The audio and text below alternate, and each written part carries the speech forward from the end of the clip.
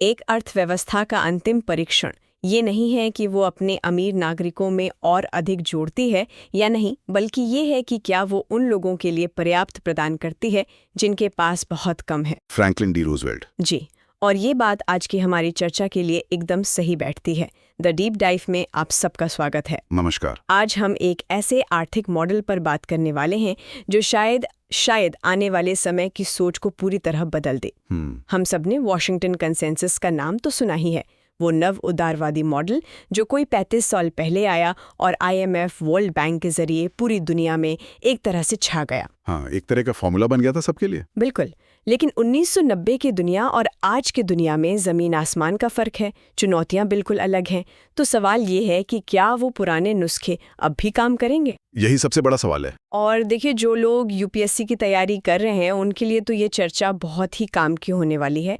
GS paper 3 Indian economy के लिए ये एक बेहद ज़रूरी टॉपिक है। और प्रीलिम्स में भी इससे सवाल बन सकते हैं। हाँ, तो आज हमारी ये पूरी बातचीत Scroll.in में छपे एक लेख पर आधारित है, जिसमें द लंदन कंसेंसस किताब के संपादक आंद्रेस वेलास्को से बातचीत की गई है, जो चिली के पूर्व वित्त मंत्री भी रह चुके हैं। सही कहा। तो आज का मिशन साफ है, ये समझना कि ये लंदन कंसेंसस आखिर है क्या, ये वॉशिंगटन मॉडल से अलग क्यों है, और 21वीं सदी की मुश्किलों का हल इसमें कैसे छिपा हो सकता है। बिल्कुल, और लंदन को समझने के लिए मेरे ख्याल से पहले वॉशिंगटन को याद करना जरूरी है।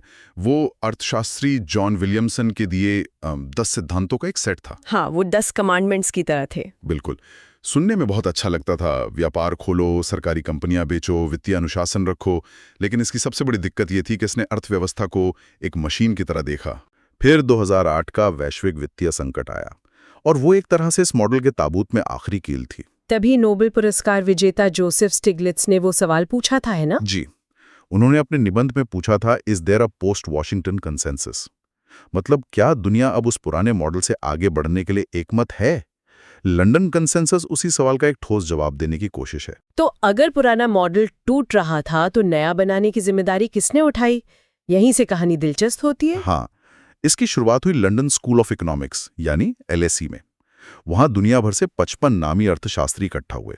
और ये कोई एक जैसी सोच वाले लोग नहीं थे जैसा कि अक्सर होता है। बिल्कुल नहीं। सबसे खास बात यह थी कि इनमें से 20 अर्थशास्त्री भारत, ब्राजील, चीन जैसी मतलब उभरती हुई अर्थव्यवस्थाओं से थे। अच्छा। और इन सब की बहसों का नतीजा एक किताब की शक्ल में सामने आया, the London consensus, economic principles for the 21st century. और अच्छी बात यह है कि ये किताब मुफ्त में डाउनलोड के लिए उपलब्ध है। लेकिन एक सवाल मेरे मन में आ रहा है, पहले वॉशिंगटन, अब लंदन, ये दोनों ही तो ग्लोबल नॉर्थ के पावर सेंटर है। तो क्या ये एक और अमीर देशों का एजेंडा है जो विकासशील देशों पर थोपा जाएगा? ये सवाल बहुत वाजिब है और किताब के लेखक भी इसे समझते हैं। इसीलिए उन्होंने साफ किया है कि इन 55 विद्वानों में सिर्फ एक ही चीज कॉमन है, LSE से उनका जुड़ाव। हाँ, LSE से उनका कोई ना कोई नाता है। और जैसा मैंने कहा, लगभग आधे लेखक विकासशील देशों से हैं और वो किसी सरकार या IMF की तरफ से नहीं बोल रहे। तो वे अपने अकादमिक अनुभव के आधार पर बात कर रहे हैं। जी, तो ये एक ग्लोबल बातचीत है, किसी एक जगह से निकला हुआ आदेश नहीं। ये दिलचस्प है। वॉशिंगटन मॉडल की पहचान तो साफ थी, उदारीकरण, निजीकरण, वैश्वीकरण, एक तरह के बज़वर्ड्स थे। क्या लंदन कंसेंसस के भी ऐसे कोई बज़वर्ड्स हैं? यही सबसे बड़ा फर्क है। आंद्रेस वेलास्को कहते हैं कि लेखकों ने जानबूझकर ऐसे किसी नारे से परहेज किया है। क्यों? क्योंकि दुनिया की समस्याएं इतनी पेचीदा हैं कि उन्हें एक शब्द के नारे में नहीं समेटा जा सकता। वो ये नहीं कह रहे हैं कि अंतर्राष्ट्रीय व्यापार खराब है, वो कह रहे हैं कि ये अच्छा है लेकिन इसमें कुछ शर्तें और सावधानियां हैं। बिल्कुल, वो कह रहे हैं कि विकास सिर्फ सरकार या सिर्फ निजी क्षेत्र नहीं लाएगा, दोनों को मिलकर काम करना होगा। तो असल अंतर नजरिए का है। हाँ, वॉशिंगटन कंसेंसस 1990 की समस्याओं का हल था। लंदन कंसेंसस आज की चुनौतियों का सामना करने के लिए बना है, धीमी पड़ती प्रोडक्टिविटी, बिगड़ता लेबर मार्केट, खासकर महिलाओं और युवाओं के लिए। सही कहा। और क्लाइमेट चेंज या महामारी जैसे वो बड़े जोखिम जिनका बीमा कोई प्राइवेट कंपनी नहीं कर सकती। तो अगर कोई एक नारा नहीं है तो जरूर कुछ फाउंडेशनल आइडियाज होंगे। क्या हैं वो सिद्धांत जिन पर ये पूरा ढांचा टिका है? हाँ, उन्होंने 10 आदेशों की जगह 5 बड़े सिद्धांत दिए हैं। और ये कोई पत्थर की लकीर नहीं है, बल्कि दिशा निर्देश हैं जिन्हें हर देश अपने हिसाब से ढाल सकता है। अच्छा, तो चलिए अब इन सिद्धांतों पर आते हैं। पहला कहता है it's not just the money, well being is the key. जी, पैसा ही सब कुछ नहीं, कल्याण जरूरी है। सुनने में तो ये बहुत अच्छा लगता है, पर एक सवाल है, क्या ये थोड़ी लग्जरी वाली सोच नहीं हो गई? आप किस लिहाज से कह रही हैं? मतलब जब देश में गरीबी हो, बेरोजगारी हो, तो सरकार का पहला काम तो जीडीपी ग्रोथ ही होना चाहिए ना? ये कल्याण की बातें शायद बाद में। यही सवाल पुराने और नए मॉडल का फर्क दिखाता है। लंदन कंसेंसस कहता है कि ये दोनों अलग अलग चीजें हैं ही नहीं। अच्छा। लोग सिर्फ अपनी सैलरी की परवाह नहीं करते, वो अपने मोहल्ले की सुरक्षा, अपने शहर की हवा और अपने सामाजिक रिश्तों की भी परवाह करते हैं। इसका कोई उदाहरण है? स्रोत में एक बेहतरीन उदाहरण है। सोचिए, एक इंसान ऐसे शहर में रहता है जहां रोजगार नहीं है। पुरानी सोच कहेगी उसे नौकरी के लिए दूसरे शहर चले जाना चाहिए। बिल्कुल। लेकिन वो इंसान पलटकर पूछेगा, मेरे परिवार का क्या, मेरे दोस्तों का क्या, मेरे समुदाय का क्या? बात तो सही है। कल्याण का मतलब है कि आर्थिक नीतियां बनाते समय इन मानवीय पहलुओं को नजरअंदाज न किया जाए। बिल्कुल। कोविड के दौरान हमने ये देखा भी। कई लोगों ने बड़ी कंपनियों की नौकरी छोड़कर अपने गांव या छोटे शहरों में वापस जाकर काम शुरू किया। उन्होंने पैसा नहीं बल्कि परिवार और समुदाय का कल्याण चुना। बिल्कुल सही। अब आते हैं दूसरे सिद्धांत पर। Growth matters but so does place. यानी विकास जरूरी है, पर यह भी मायने रखता है कि वो कहां और कैसे हो रहा है। जी, और इसमें नवाचार यानी इनोवेशन पर बहुत जोर है। कैसे? देखिए, वॉशिंगटन कंसेंसस की सोच थी कि सरकार बस रास्ते से हट जाए, टैक्स कम कर दे और प्राइवेट कंपनियां चमत्कार कर देंगी, विकास अपने आप हो जाएगा। हाँ, एक auto pilot theory. London consensus इसे खारिज करता है। नोबेल पुरस्कार विजेता फिलिप एगियन का काम यही दिखाता है कि नवाचार और विकास की प्रक्रिया कहीं ज्यादा जटिल है। तो सिर्फ डीरेगुलेशन काफी नहीं है? नहीं, उसके साथ एक मजबूत कंपटीशन पॉलिसी यानी प्रतिस्पर्धा नीति की भी जरूरत है, ताकि बाजार में कुछ बड़ी कंपनियों का दबदबा ना बन जाए। मतलब ईज ऑफ डूइंग बिजनेस के साथ साथ फेयरनेस ऑफ डूइंग बिजनेस भी जरूरी है। आपने एकदम सही पकड़ा। यही है वो बारीक संतुलन। सरकार को एक पार्टनर बनना होगा, एक रेफरी भी और एक सपोर्टर भी। चलिए तीसरे सिद्धांत की ओर बढ़ते हैं। Building resilience, government as insurer of last resort. मतलब लचीलापन बनाना। हाँ, जिसमें सरकार अंतिम उपाय के तौर पर बीमा कंपनी की तरह काम करे।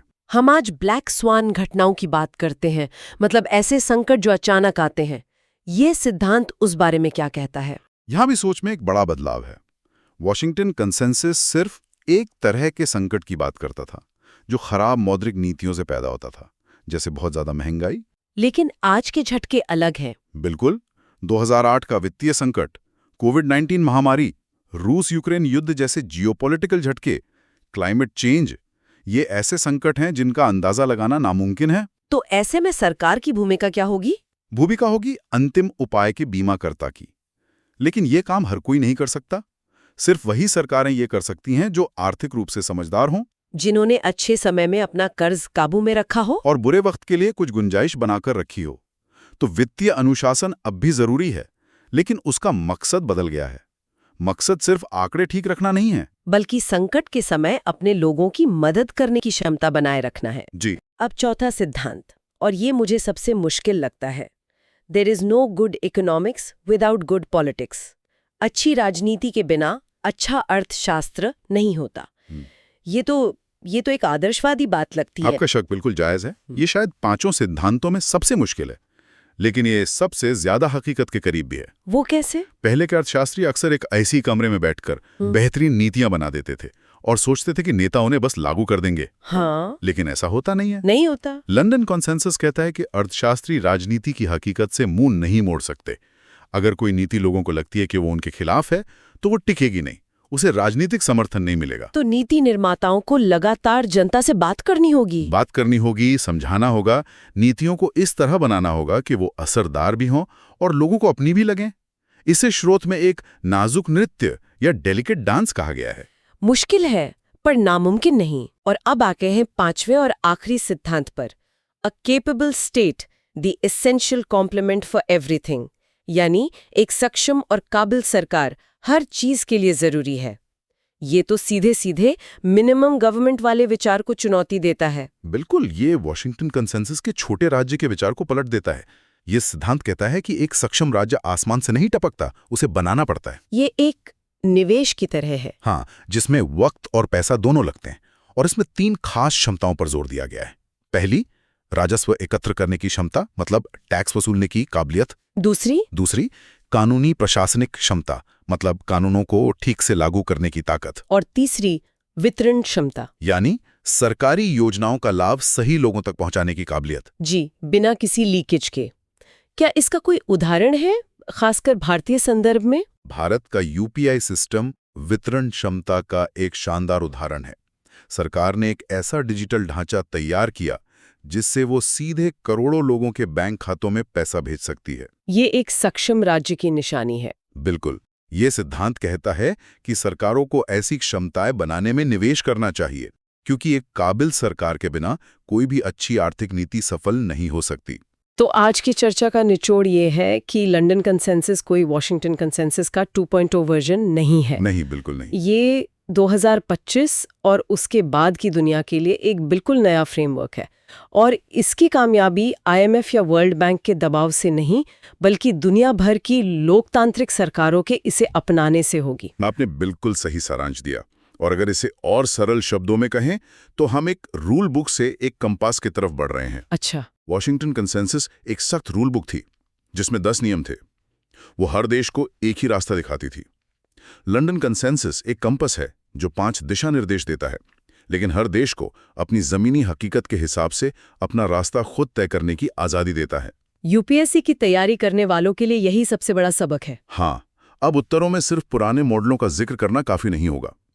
ये दिखाना होगा कि आप आज की दुनिया की नई चुनौतियों और उनके सूक्ष्म समाधानों को समझते हैं। बिल्कुल। और जैसा कि हम हमेशा करते हैं, हम अपने श्रोताओं के लिए एक सवाल छोड़कर जाना चाहेंगे। 5वें सिद्धांत, एक सक्षम राज्य के संदर्भ में सोचिए। भारत जैसी विशाल और विविध लोकतांत्रिक व्यवस्था में अत्यधिक शक्ति के केंद्रीकरण के बिना राज्य की क्षमता का निर्माण कैसे किया जा सकता है? ये एक बहुत अहम सवाल है। हाँ, एक ऐसा सवाल है जिस पर नीति निर्माताओं और हम सब नागरिकों को गंभीरता से विचार करने की जरूरत है। जरूर। आज के जबरदस्त चर्चा में शामिल होने के लिए बहुत बहुत धन्यवाद। शुक्रिया। अगर आपको ये बातचीत पसंद आई हो तो इसे लाइक करें, हमारे चैनल को सब्सक्राइब करें और कमेंट्स में अपने सवाल या विचार जरूर साझा करें।